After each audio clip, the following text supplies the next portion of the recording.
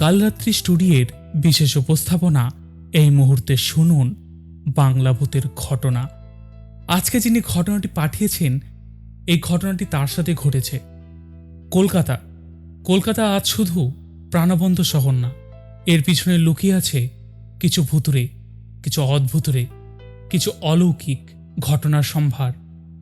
কলকাতার এক famous medical college নিয়ে। তো তিনি জানিয়েছেন কলেজের নামটা পরিবর্তন করে দিতে, না হলে কোনো প্রবলেম আসতে পারে পরবর্তীতে। তিনি এখনও ওই কলেজেই ইন্টার্নশিপ করছেন, এই জন্যই তিনি বলেছেন হয়তো। তো আমি কলেজের নামটা এবং ওনার নামটা সম্পূর্ণভাবে পরিবর্তন করে দিয়েছি। তো আর বেশি দেরি করছি না, শুরু করছি আজকের ঘটনা।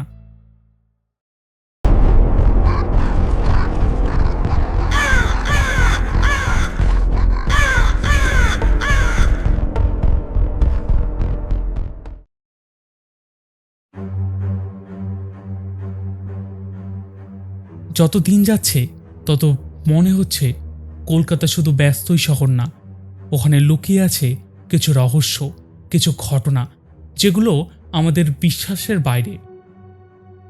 সেই রাতটার কথা ভাবলে আজ আমার বুকের ভিতর কেমন ঠান্ডা হয়ে যায়। মানুষ বলে সময় সব ভুলিয়ে দেয়, কিন্তু কিছু কিছু রাত আছে যেগুলো কখনো শেষ হয় না, শুধু বারবার ফিরে আসে স্বপ্নে, অন্ধকারে, বৃষ্টির শব্দে। আমি অর্কপ্রভ মেডিকেল কলেজের ইন্টার্নশিপ করছি তখন। ছোটবেলা থেকেই আমি যুক্তিবাদী মানুষ। ভূত প্রেত আত্মা অলৌকিক এইসব নিয়ে আমি হাসতাম। আমার বিশ্বাস ছিল মানুষের ভয় আসলে মানুষের নিজের মস্তিষ্কে তৈরি করে। কিন্তু মেডিকেল কলেজের পুরনো বিল্ডিংগুলোতে রাত কাটাতে কাটাতে মাঝে মনে হতো সব ভয় কি সত্যি মস্তিষ্কের। বিশেষ করে ওল্ড অ্যানাটমি ব্লকটা, পুরো লাল ইটের বিল্ডিং। দিনের বেলায় জায়গাটা সাধারণ মনে হলেও রাত নামলেই পরিবেশ বদলে যেত। করিডোরের আলো কেমন যেন নীলচে হয়ে যেত, পুরনো ফ্যানগুলো ক্যাচ ক্যাচ করে শব্দ করত, আর নিচের মর্গ থেকে ফরমালিনের সাথে মিশে একটা পচা গন্ধ ভেসে আসত। সেই রাতটা ছিল আমাবস্যা, রাত প্রায় 12টা। আমি আর সমীর ডিউটিতে ছিলাম। ও কফির কাপ হাতে বলল, অর্ক, আজ ওল্ড অ্যানাটমির ব্লকের দিকে যাস না। আমি হেসে বললাম, কেন, ভোদার ছুটি কাটাতে বেরোবে? সমীর হাসল না। মজা করিস না, সিনিয়ররা বলে রাত 2টোর পর ওদিক থেকে স্ট্রেচার টানা শব্দ আসে। আমি পাত্তা দিলাম না, কিন্তু রাত যত বাড়ছিল আমার ভিতরে একটা অদ্ভুত অস্থিরতা জমছিল। রাত 1টা নাগাদ নার্সিং স্টেশনের ফোনটা হঠাৎ বেজে উঠল। রিসিভ করতেই ওপার থেকে নিঃশ্বাসের শব্দ, তারপর খুব চাপা কান্না। আমি বললাম, হ্যালো, কে বলছেন? কয়েক সেকেন্ড চুপ থাকার পর একটা মেয়ের গলা শোনা গেল, ডাক্তারবাবু, আমার অপারেশনটা শেষ হয়নি। আমার হাত ঠান্ডা হয়ে গেল। আমি আবার বললাম, কে? এটা কারা করছে? ওপার থেকে শুধু কাদার শব্দ, তারপর লাইট কেটে গেল। আমি নিজেকে বোঝালাম কেউ প্র্যাঙ্ক করছে। ঠিক তখনই খবর এলো 7 নম্বর বেডের রোগীর অবস্থা খারাপ। দৌড়ে গিয়ে দেখি বৃদ্ধ মানুষটা শেষ নিঃশ্বাস নিচ্ছে। আমি সিপিআর দিলাম, ইঞ্জেকশন দিলাম, কিন্তু কিছুতেই কাজ হলো না। রাত 2:13 মানুষটা মারা গেল। মৃত্যু আমি আগেও দেখেছি, কিন্তু সেদিন একটা জিনিস আমাকে অস্বস্তিতে ফেলল। আমি যখন বৃদ্ধের চোখ বন্ধ করতে গেলাম, বারবার চোখ খুলে যাচ্ছিল। মনে হচ্ছিল লোকটা যেন ভয় পেয়ে মারা গেছে। ঘরটা তখন অস্বাভাবিক ঠান্ডা। মনিটরের ফ্ল্যাট লাইটটার শব্দ এখন আমার কানে বাজছিল। আমি ডেথ সার্টিফিকেটে সই করে করিডোরের দিকে ফিরছিলাম। হঠাৎ করিডোরের শেষ প্রান্তে একটা লম্বা ছায়া সরে গেল। আমি থেমে গেলাম। চারপাশে কেউ নেই, কিন্তু একটা গন্ধ ভেসে আসছিল, ফরমালিনের সাথে পচা রক্তের গন্ধ। গন্ধটা আসছিল ওল্ড অ্যানাটমি ব্লকের দিক থেকে। আমার কৌতূহলটা ভয়কে হারিয়ে দিল। আমি ধীরে ধীরে সেদিকে এগোলাম। দেখলাম দরজা আধ খোলা। সন্ধ্যায় আমি নিজেই ওটা তালাবদ্ধ দেখেছিলাম। ভেতরে ঢুকতেই ঠান্ডা বাতাস গায়ে লাগলো। ডিসেকশন হলটা প্রায় অন্ধকার, শুধু শেষ মাথায় একটা পুরনো হ্যারিকেন জ্বলছে।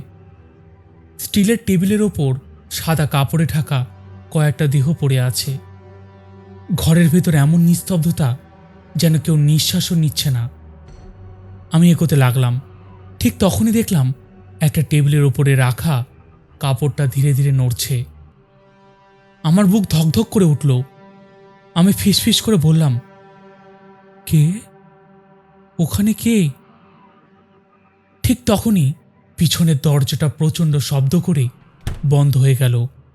হ্যারিকেন নিভে গেল। চারপাশ ডুবে গেল অন্ধকারে। তারপর আমার ঘর থেকে বরফ ঠান্ডার নিঃশ্বাস।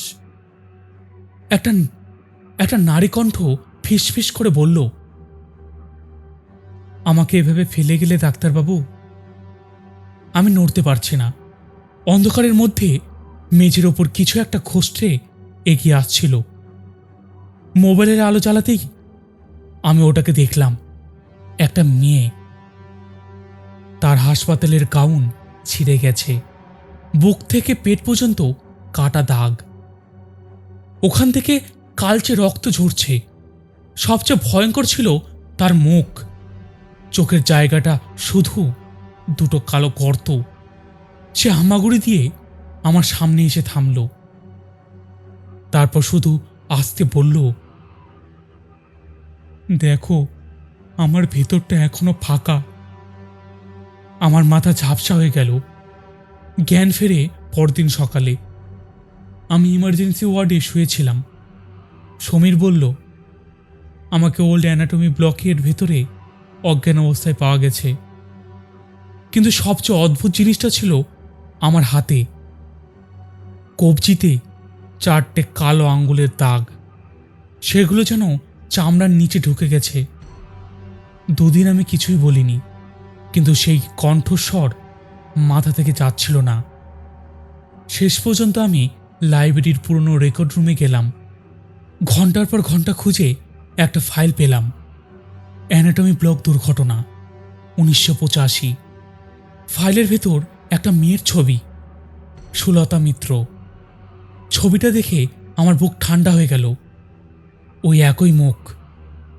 রিপোর্ট পড়ে জানতে পারলাম, অ্যাপেন্ডিসাইটিস অপারেশনের সময় হঠাৎ বিদ্যুৎ চলে যাওয়ায় অন্ধকারে ভুল চিকিৎসা হয়। অতিরিক্ত রক্তক্ষরণে সুলতা মারা যায়।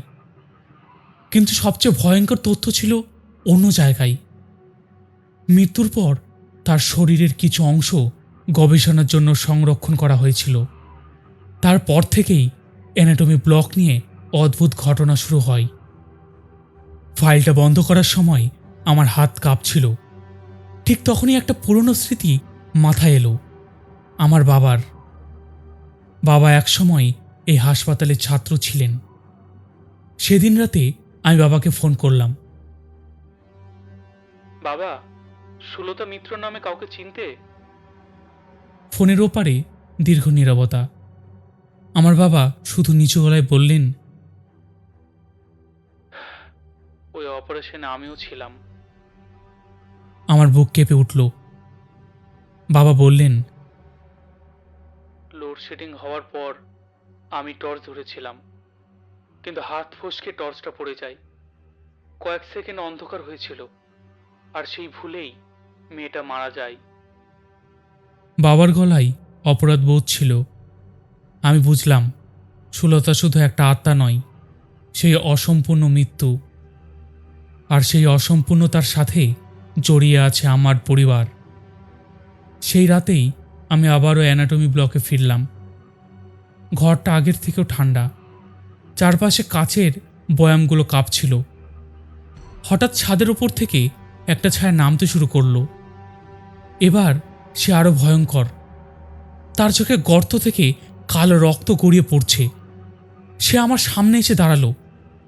তার কণ্ঠস্বর গর্জে উঠল, সেদিন তোর বাবা আমার জীবনের আলো নিভিয়েছিল, আজ আমি তোর জীবনের আলো নিভিয়ে দেব। আমি ভয় পেয়েছিলাম, ভীষণ ভয়। সেই ভয়টার মাঝেও একটা জিনিস বুঝলাম, সুলতা প্রতিশোধের থেকেও বেশি কিছু চায় না, সে মুক্তি চায়। আমি পাগলের মতো চারপাশের বয়াম খুঁজতে লাগলাম। হঠাৎ ওপরের থাকের একটা বয়ামে চোখ পড়ল, লেখা এস মিত্রা 1985, ভিতরে সংরক্ষিত একটা হৃৎপিণ্ড। আমি বয়ামটা হাতে তুলতেই পুরো ঘরটা কেঁপে উঠল। সুলতা থেমে গেল। তার মুখের ভয়ঙ্কর অভিব্যক্তিটা ধীরে ধীরে বদলে গেল। প্রথমবার তাকে মানুষের মতো লাগছিল। সে খুব আস্তে বলল, এতদিন পর আমাকে সম্পূর্ণ করলে। তারপর সে ধীরে ধীরে মিলে যেতে লাগলো। ঘরের ঠান্ডাটাও কমে গেল, সব নিস্তব্ধ। পরদিন সকালে আমাকে হাসপাতালের পেছনে পুরনো কবরস্থানের পাশে পাওয়া যায়। আমার হাতে তখনও সেই বয়ামটি ছিল, কিন্তু ভেতরে কিছু ছিল না, শুধু স্বচ্ছ ফরমালিন। ডাক্তারি আজও ছাড়তে পারিনি, কিন্তু আজও মাঝে মাঝে বৃষ্টি নামলে আমার ঘুম ভেঙে যায়। মনে হয় কোনো পুরনো করিডোরে ধীরে ধীরে স্ট্রেচার টানা হচ্ছে, আর খুব দূর থেকে একটা মেয়ের কণ্ঠ ভেসে আসছে, ডাক্তারবাবু, আমার অপারেশনটা শেষ হয়নি।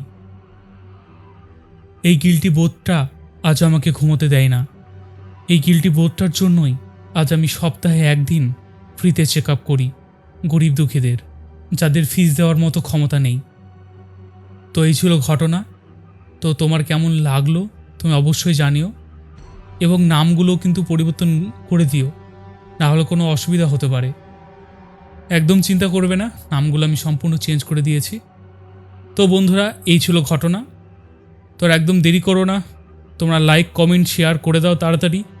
এবং তোমরা যদি না করে থাকো তাহলে কীভাবে চলে, আমি মোটিভেশনটা কোথায় থেকে পাই। তো এখানেই শেষ করছি, নেক্সট দেখা হচ্ছে অন্য কোনো ঘটনা নিয়ে। শেষ করার আগে কিছু কথা বলে রাখা দরকার। তোমরাও যদি তোমাদের সাথে ঘটে যাওয়া কোনো ঘটনা শেয়ার করতে চাও, ডেসক্রিপশন গিয়ে দেখবে, সমস্ত লিঙ্ক আছে ওখানে, তোমরা নির্দ্বিধায় ঘটনা আমাকে পাঠিয়ে দিতে পারো।